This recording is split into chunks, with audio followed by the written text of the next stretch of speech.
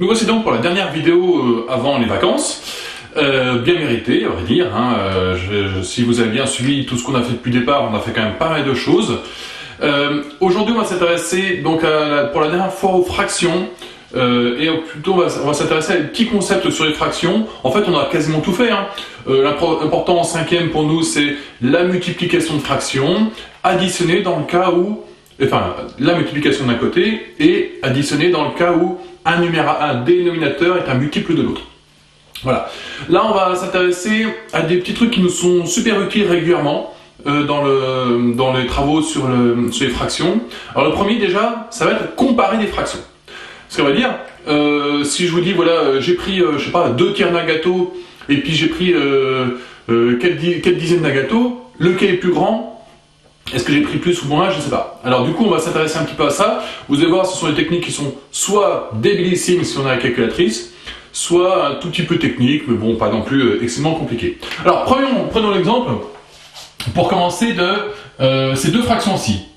7 douzièmes, 7 quinzièmes. Là, vous avez deux fractions, on voit qu'on a le même numérateur, mais on n'a pas le même dénominateur. Alors, en fait, là, c'est quand même, il suffit juste de réfléchir à ce que ce sont que ces deux nombres-là. D'un côté, c'est, en gros, en parlant en termes de gâteau, j'ai pris un gâteau, je l'ai coupé en 12, j'ai pris 7 parts. D'autre côté, j'ai coupé mon gâteau en 15 et j'ai pris 7 parts. Mais quand j'ai coupé en 15, mes parts sont plus petites. Donc, quand je prends 7 parts là, c'est 7 parts plus grosses que là. Autrement dit, le nombre que j'ai ici est plus grand que le nombre là. Juste parce que, en fait, il faut juste imaginer aussi autrement. 7 divisé par 12, je divise par un nombre plus grand ici. Donc en divisant par un nombre plus grand, j'obtiens un nombre plus petit. Voilà. Donc ça, c'est le premier cas, qui peut arriver, c'est très rare, mais ça peut arriver, on ne sait jamais. Deuxième cas, mais du coup je vais faire l'inverse. On va garder le même dénominateur, et on va regarder des numérateurs différents. Ça, normalement, tout le monde le sait. Voilà, j'ai découpé un gâteau en 15 parts. D'un côté, j'en ai pris 4, de l'autre côté, j'en ai pris 7. Évidemment, le plus grand, c'est là où j'en ai pris le plus. Bon, normalement, celui-là ne pose pas de problème. Voilà. C'est deux cas, on va dire très rares, mais bon, voilà. Par contre, qu'est-ce qui se passe dans ce cas-là? Je sais pas, je vais mettre 7 tiers. Voilà. Et puis, hop. Que je vous dise pas de bêtises, un truc qui marche bien. Ah, je vais pas mettre sur. Hop, je vais mettre sur 11, tiens. Paf. Et puis je vais mettre 20 onzièmes. Voilà. Ces deux fractions-ci. A priori, je vois pas trop de trucs, comment on peut faire. Mais en fait, il suffit juste d'imaginer combien ça peut faire. Alors, le nombre ici, ça reste 7 divisé par 3. C'est une fraction, mais c'est une division également. 7 divisé par 3, ça fait... ça fait égal à 2, quelque chose. Dans 7, il y a 2 fois 3. Alors qu'ici, combien de fois je peux mettre 11 dans 20? C'est 1, quelque chose. Donc, cette fraction-là est plus grande. Voilà. C'est une façon de raisonner, c'est juste de calculer combien font les fractions. Et il y a un dernier cas qui est beaucoup plus intéressant. Donc ceux-là, c'est vraiment, ça se bidouille un petit peu. Il y a un dernier cas qui est beaucoup plus intéressant et qui fait appel à ce qu'on a fait ces derniers temps. C'est celui-ci. Alors imagine que j'ai 2 tiers, et puis de l'autre côté, j'ai 7 douzièmes. Alors, comment je peux bien comparer ces deux trucs-là? Je pourrais tout à fait faire comme avant, calculer. Mais à vrai dire, les deux nombres sont 0, quelque chose. Bon, alors c'est pas comme ça que je vais faire, mais on va se débrouiller pour pouvoir les comparer.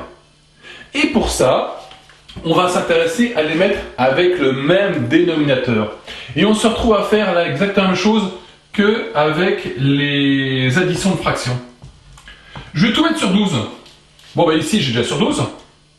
Et celui-là, qu'est-ce que j'ai fait au dénominateur? J'ai multiplié par 4 au dénominateur ici. Donc, si je veux rien changer, il va falloir que je multiplie par 4 aussi au-dessus.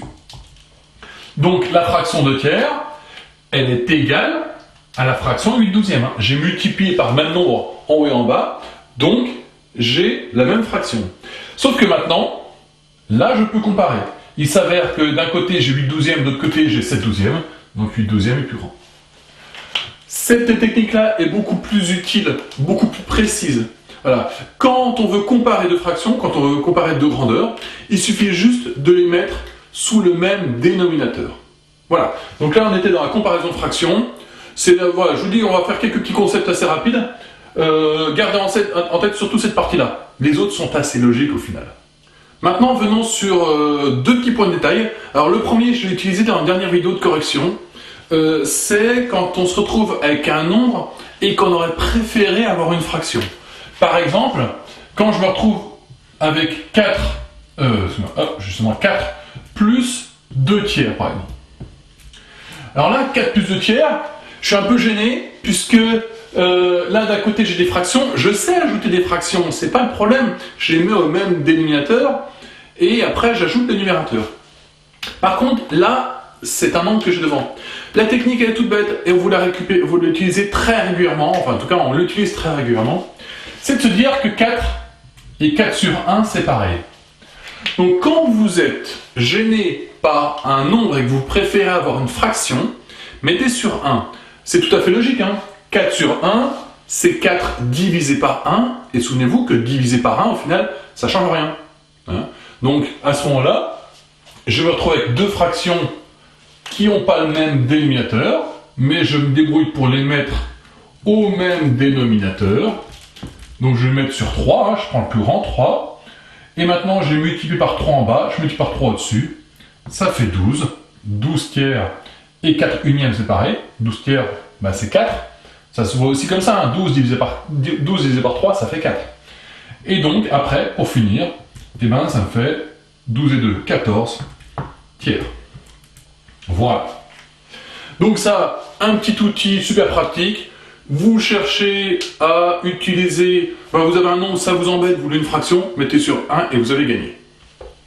Et enfin, dernière chose sur laquelle je voulais vous entretenir sur cette partie-là de cours, c'est l'histoire des pourcentages. Alors je l'ai expliqué quand on a fait la visioconférence, mais je vais réexpliquer un petit peu ce qui se passe. Alors on va parler en termes de pourcentage, notamment calculer un pourcentage et utiliser un pourcentage. Alors je m'explique.